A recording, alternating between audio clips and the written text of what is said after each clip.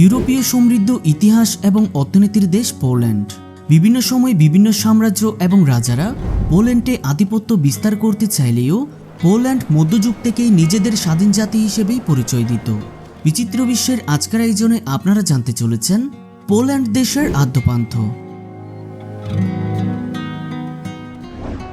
ঐতিহাসিকদের মতে স্লাভিক উপজাতিরা প্রথম পোল্যান্ড অঞ্চলে বসতি স্থাপন করে 10ম শতাব্দীতে পিয়াস্ট রাজবংশের শাসনামলে রাজ্য হিসেবে পোল্যান্ড সর্বপ্রথম আত্মপ্রকাশ করে।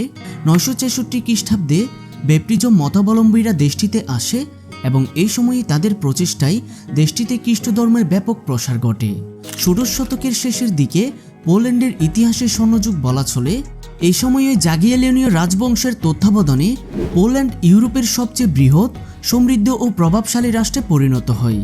1385 সালে পোলিশদের হাত ধরে পাশের রাজ্য লুথিয়ানায়ও খ্রিস্ট ধর্মের প্রচার ও প্রসার ঘটে। তখন পোলিশ লিথুনিয়ান ইউনিয়ন গঠিত হয়, যা 400 বছরেরও বেশি সময় ধরে চলে।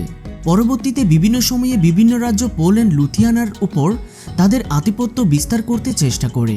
1791 সালের দিকে প্রতিবেশী রাষ্ট্র রাশিয়া, অস্ট্রিয়া ও প্রুশিয়া পোল্যান্ডকে অধিকার করে নিজেদের মধ্যে পোল্যান্ড রাজ্যটি ভাগবাটোয়ারা করে নেয়। প্রথম বিশ্বযুদ্ধের পর দেশটি আবার স্বাধীনতার স্বাদ পায়। এরপর দ্বিতীয় বিশ্বযুদ্ধে আবার পোল্যান্ডের উপর আঘাত আসে। 1 সেপ্টেম্বর 1939 সালে নাৎসি জার্মানি পোল্যান্ড আক্রমণ করে রাজ্যটি দখল করে নেয়। এর মধ্যে দিয়ে সূত্রপাত ঘটে দ্বিতীয় বিশ্বযুদ্ধের। 17 সেপ্টেম্বর সোভিয়েত ইউনিয়ন অপ্রত্যাশিত আক্রমণ করে এবং দেশটি আবার পূর্ব ও পশ্চিমে ভাগ হয়ে যায়। দ্বিতীয় বিশ্বযুদ্ধ শেষ হওয়ার পর পোল্যান্ড সোভিয়েত ইউনিয়নের নিয়ন্ত্রণাধীন এক রাজ্য কমিউনিস্ট পিপল রিপাবলিক পোল্যান্ড হিসেবে পরিচিতি পেতে থাকে। ফলে পোল্যান্ড তার বহু বছরের বিভিন্ন জাতিসত্তার যে সম্মিলিত ঐতিহ্য ছিল তা থেকে বিচ্যুত হতে থাকে। 1980 সালে কমিউনিস্ট রাষ্ট্রগুলোতে প্রথম স্বাধীন ট্রেড ইউনিয়ন প্রতিষ্ঠিত হয়। এই সংস্কার আন্দোলনের নেতৃত্বে ছিলেন পোলিশ নেতা লেচ ওয়ালিসা। মূলত তার নেতৃত্বে পূর্ব ইউরোপে সোভিয়েত নিয়ন্ত্রণ ভেঙে পড়ে। 1989 সালে তৃতীয় পোলিশ প্রজাতন্ত্রের প্রথম নির্বাচন অনুষ্ঠিত হয়। পোল্যান্ড সমাজতান্ত্রিক রাষ্ট্র থেকে পুঁজিবাদী অর্থনৈতিক ব্যবস্থায় প্রবেশ করে। প্রতিষ্ঠিত হয় উদার সংসদীয় গণতন্ত্র। 1997 সালে দেশটির নতুন সংবিধান রচিত হয়। 1999 সালে ন্যাটোর সদস্য হয় দেশটি এবং 2004 সালে ইউরোপীয় ইউনিয়নে যোগদান করে দেশটি।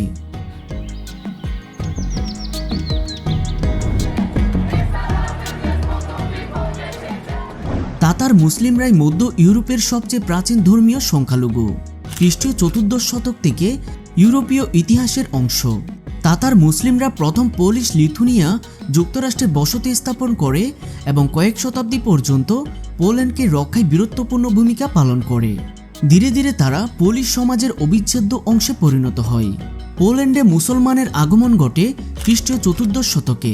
তখন পোল্যান্ড ও লিথুনিয়া অভিন্ন শাসকের অধীনে ছিল। মুসলিমরা মধ্য এশিয়ার গোল্ডেন হর্ড থেকে আগমন করেছিল এবং তারা ছিল তাতার বংশোদ্ভূত। তারা প্রথমে যুদ্ধবন্দী ও রাজনৈতিক উদ্বাস্তু হিসেবে পোল্যান্ডে এলেও পোল্যান্ডকে মাতৃভূমি হিসেবে গ্রহণ করে। লিথুনিয়ার মহান শাসক ভিটাউটাস দ্য গ্রেট 1430 সালের দিকে তাদের ভাড়াটে সৈন্য হিসেবে যুদ্ধে অংশগ্রহণের আহ্বান জানান। যুদ্ধে অংশগ্রহণকারী সৈনিকদের পাশাপাশি অন্য মুসলিম তাতাদেরও আশ্রয় দেন তিনি। যুদ্ধে বীরত্বপূর্ণ ভূমিকার জন্য তিনি তাদের কৃষিভূমি দান করেন। এই সময় তাদের কেউ কেউ বয়ার্সদের সমান সামাজিক মর্যাদা লাভ করেন। এভাবে মুসলিমরা পোল্যান্ডে নিজেদের অস্তিত্ব সম্মানের সাথে টিকিয়ে রাখে। বর্তমানে পোল্যান্ডে প্রায় 30,000 মতো মুসলিম রয়েছে, অভিবাসী সহ, যার মোট সংখ্যা প্রায় 80,000। পোল্যান্ডের মোট জনসংখ্যা প্রায় 3,70,00,000, যার মধ্যে 87% মানুষই খ্রিস্টান ধর্মের অনুসারী। তবে অল্প কিছু সংখ্যক মুসলিম এবং অন্যান্য ধর্মের মানুষও দেশটিতে বসবাস করে। তাদের মূল জাতি হলো পোল জাতি এবং তাদের প্রধান ভাষা হলো পোল ভাষা। দেশের প্রায় 98% মানুষ পোল ভাষায় কথা বলে। তাছাড়া বাকিরা জার্মান এবং অন্যান্য ভাষায় কথা বলে। পোল্যান্ডের মোট আয়তন প্রায় 3,12,689 বর্গ কিলোমিটার। আয়তনের দিক দিয়ে এটি ইউরোপীয় দেশের মধ্যে নবম স্থানে রয়েছে। পোল্যান্ড মোট 16টি রাজ্যে বিভক্ত। দেশটি ইউরোপের প্রায় মধ্যভাগে অবস্থিত। 7টি দেশের সীমান্তে রয়েছে দেশটির সাথে। পশ্চিমে জার্মানি, দক্ষিণ পশ্চিমে চেক প্রজাতন্ত্র, দক্ষিণে স্লাভোকিয়া, দক্ষিণ পূর্বে ইউক্রেন, পূর্বে বেলারুশ, উত্তর পূর্বে লিথুনিয়া এবং রাশিয়া। তাছাড়া বাল্টিক সাগর অঞ্চল দিয়ে দেশটি ডেনমার্ক এবং সুইডেনের সাথেও সীমান্ত রয়েছে। পোল্যান্ড ইউরোপের একটি উন্নত অর্থনীতির দেশ। 1997 সালে দেশটির সমাজতান্ত্রিক রাষ্ট্র ব্যবস্থা থেকে পুঁজিবাদী রাষ্ট্র ব্যবস্থায় প্রবেশ করে।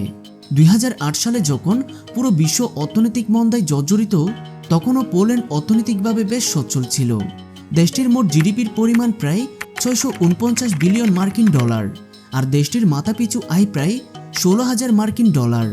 ইউরোপের প্রায় দেশের কারেন্সি ইউরো হলেও পোল্যান্ডের কারেন্সির নাম হলো জোলটি। এক পোল্যান্ড জোলটি সমান বাংলাদেশের প্রায় 26 টাকা। ইউরোপীয় জাতিগুলোর মধ্যে পোল্যান্ডে প্রায় 90% মানুষ মাধ্যমিক শিক্ষা সম্পন্ন করে এবং প্রায় সবারই উচ্চশিক্ষার একটি ডিপ্লোমা থাকে। পোল্যান্ডে প্রথম বিশ্ববিদ্যালয় স্থাপিত হয় 1364 সালে। বর্তমানে দেশটিতে প্রায় 100টির মতো বিশ্ববিদ্যালয় রয়েছে। পোল্যান্ডের প্রায় 17 জন নাগরিক নোবেল পুরস্কার পেয়েছেন। আরও আশ্চর্য বিষয় হলো, পোল্যান্ডের একজন মহিলা একবার নয় 2বার নোবেল বিজয়ী হয়েছেন, যা সারা বিশ্বে প্রথম। এবার পোল্যান্ডের কিছু দর্শনীয় স্থান সম্পর্কে জেনে নেওয়া যাক। রকলো ঝর্ণা 2009 সালে নির্মিত পোল্যান্ডের রকলা একটি মাল্টিমিডিয়া ফোয়ারা। পোল্যান্ডে পর্যটকদের জন্য এটি অবশ্যই একটি দর্শনীয় স্থান। এটি পোল্যান্ডের লোয়ার সিলেশিয়া প্রদেশের একটি ল্যান্ডমার্ক হয়ে উঠেছে। প্রতি বছর সারা বিশ্ব থেকে পর্যটকদের আকর্ষণ করে এই ঝর্ণাটি। রকলো ঝর্ণা 1 হেক্টর এলাকা জুড়ে 300টিরও বেশি স্প্রিংকলার জল ছিটিয়ে একটি আশ্চর্যজনক চিত্র তৈরি করেছে। একবার ঝর্ণার উপরে উঠলে তা 20 মিনিট স্থায়ী হয় এবং উপরেটি বিভিন্ন সময় বিভিন্ন রঙে পরিবর্তন হচ্ছে। মনে হবে যেন আকাশের রঙই পরিবর্তন হয়ে যাচ্ছে। সারা বিশ্বে এই ঝর্ণার পারফরমেন্স আছে, কিন্তু অনেকেই মনে করেন যে রকলো ঝর্ণা একটি বিশেষ এবং দেখার মতো ঝর্ণা।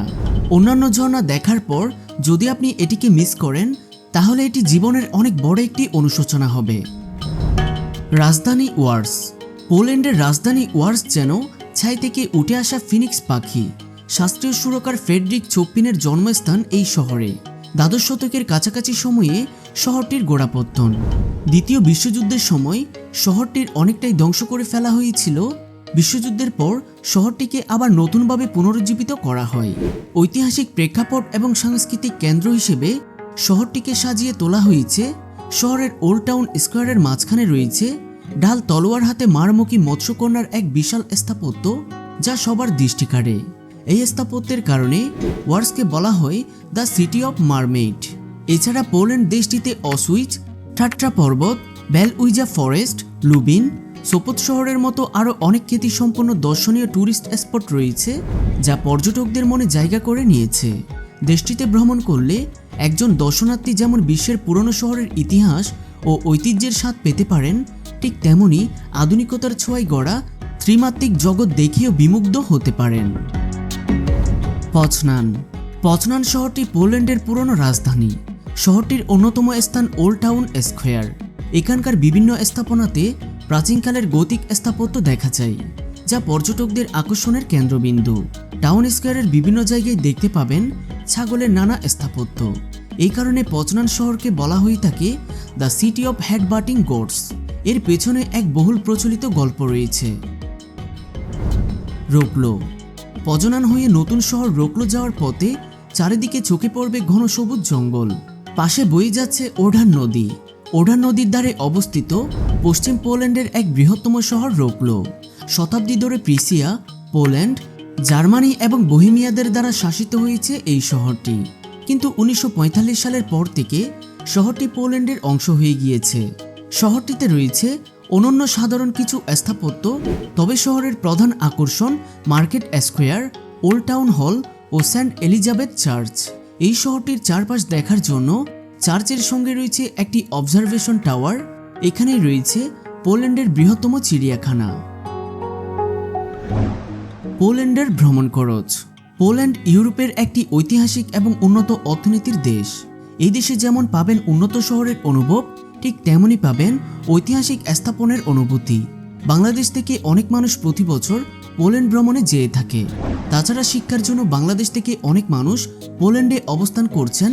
আইএলটিএস করে খুব সহজে পোল্যান্ডে স্টুডেন্ট ভিসায় প্রবেশ করা যায়। পড়ালেখা শেষ করে পোল্যান্ডে চাকরির সুযোগ রয়েছে বলেই অনেকেই স্থানীয়ভাবে সেখানে থেকে যায়। আপনি যদি পোল্যান্ড ভ্রমণে যেতে চান তাহলে প্রথমে ভিসার জন্য আবেদন করতে হবে। আপনার কাগজপত্র যাচাই বাছাই করে তারা 1 মাসের মধ্যে আপনাকে ভিসা দিয়ে দিবে। ঢাকা থেকে পোল্যান্ড ফ্লাইট খরচ প্রায় 50,000 থেকে 60,000 টাকা, আর ওখানে থাকা খাওয়া খরচ বাবদ প্রায় 1 লাখ টাকা বাজেট রাখলেই যথেষ্ট, কারণ ওখানে সব কিছুর দাম অনেকটা বেশি। সব মিলিয়ে 1 মাসের পোল্যান্ড ভ্রমণে আপনার খরচ হতে পারে 2 লক্ষ থেকে 2.5 লক্ষ টাকা মতো। কিন্তু পোল্যান্ডের সৌন্দর্যের কাছে এই টাকা খুবই তুচ্ছ। তাই ঐতিহাসিক এবং সুন্দর স্থাপনার আভাস পেতে পোল্যান্ড আপনার জন্য উত্তম চয়েস।